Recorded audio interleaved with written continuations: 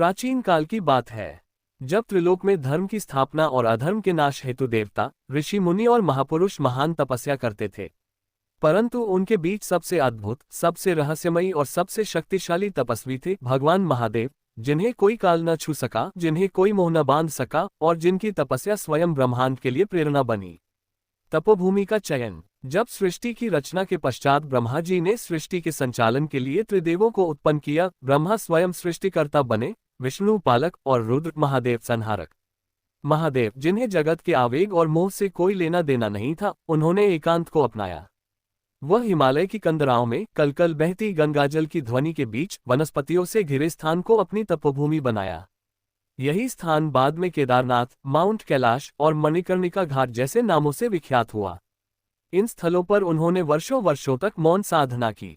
तपस्या का उद्देश्य। महादेव की तपस्या का कोई सांसारिक उद्देश्य नहीं था, वह साक्षात तप के साक्षी बने। उनका ध्येय था आत्म तत्व की अनुभूति, ब्रह्मांड की ऊर्जा का संतुलन, प्रकृति और पुरुष का मिलन। उनकी तपस्या से उत्पन्न ऊर्जा इतनी प्रचंड होती कि सृष्टि डगमगा जाती। देवता भी भयभीत हो उठते कि यदि महादेव की तपस्या बाधित हुई तो संहार आरंभ हो सकता है। सती का त्याग और विरक्ति। महादेव की पहली पत्नी सती थी, दक्ष प्रजापति की पुत्री।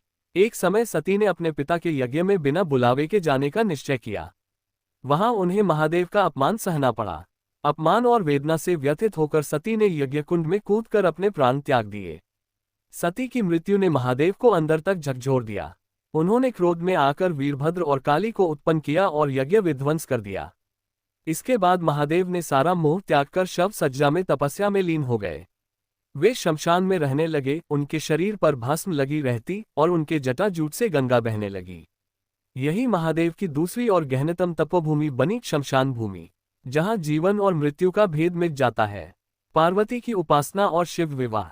सती ने अगले जन्म में पर्वतराज हिमालय की पुत्री बनकर पार्वती रूप में जन्म लिया। उन्होंने बचपन से ही महादेव को अपना पति मान लिया, परंतु महादेव तो विरक्त थे, तप में लीन। पार्वती ने स्वयं भी कठिन तपस्या की, वर्षों तक केवल पत्ते खाकर, फिर जल पर और अंत में बिना अन्न जल के कठोर तप कर भगवान शिव को प्रसन्न किया। पार्वती की निष्ठा और भक्ति ने भगवान शिव को उनकी तपस्या से बाहर आने पर विवश किया। तब देवताओं के अनुरोध और स्वयं शिव की सहमति से उनका विवाह संपन्न हुआ। शिव पार्वती विवाह सृष्टि की शक्ति और चेतना के मिलन का प्रतीक बना। रावण की तपस्या और शिव तांडव। रावण, लंका का राजा, शिव का परम भक्त था। उसने भी कैलाश पर्वत पर जाकर कठोर तपस्या की। एक बार उसने अपनी भुजाएं काटकर महादेव को अर्पित कर दी।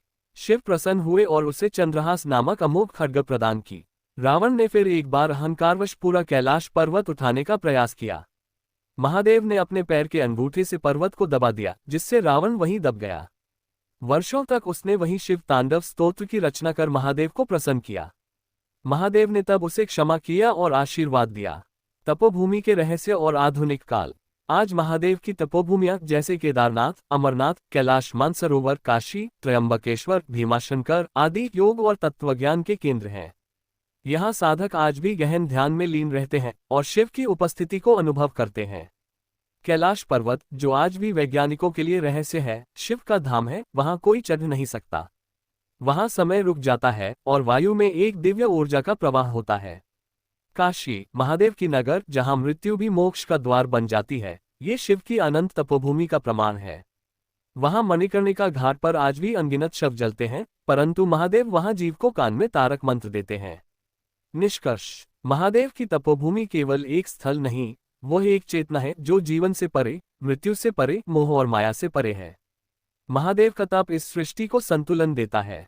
उनके द्वारा अपनाई गई विरक्ति, साधना, मौन और शांति आज भी तपस्वियों के लिए आदर्श है।